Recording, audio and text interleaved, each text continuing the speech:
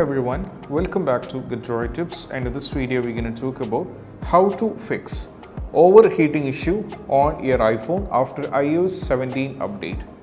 So this particular issue is happening for many of the users when they started updating to the iOS to the latest version.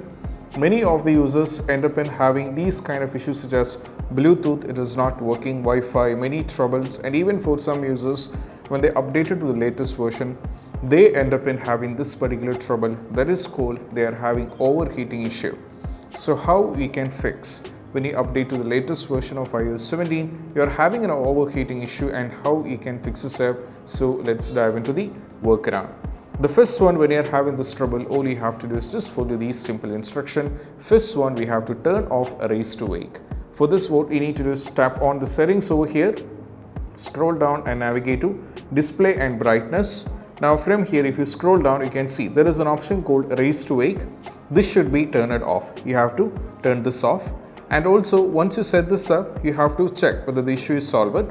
Parallelly, by doing this, it won't fix. We have to do parallelly few more steps. The next one is all about nothing but just go over here, go to the general from here in the settings, go to background app refresh. Now as you can see, the background app refresh is actually turned off. But this not be the case in most cases. If you go over here, you can see this. Most of the cases, the background app refresh will be turned on. So if that is the case, we have to turn off the background app refresh.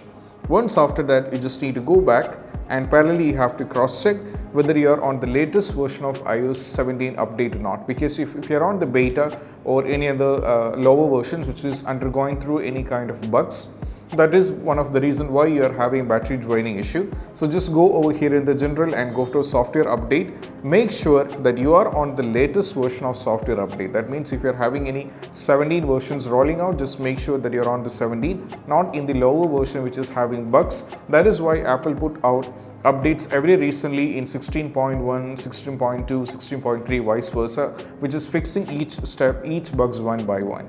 So even after making sure that you're on the latest version, still if you're having the issue, you can try with the next one. That is all about what we need to do is we just need to make sure that the low power battery mode, if it is turned on, we have to turn this off.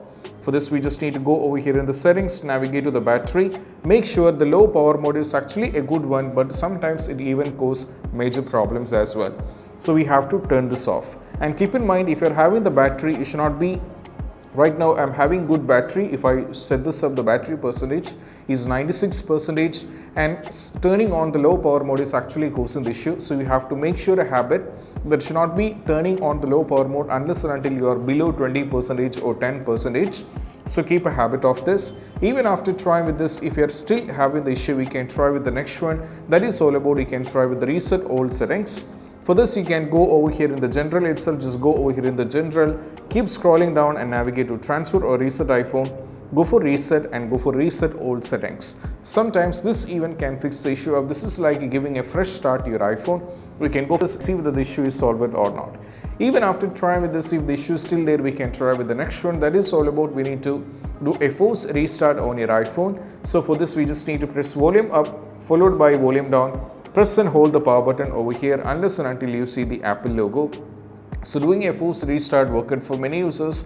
At the same time, it didn't work, but these previous steps worked for them. So you can cross check this, and that will be one of the main reasons why you are having overheating issue and how we can fix when it comes to overheating issue on iOS 17.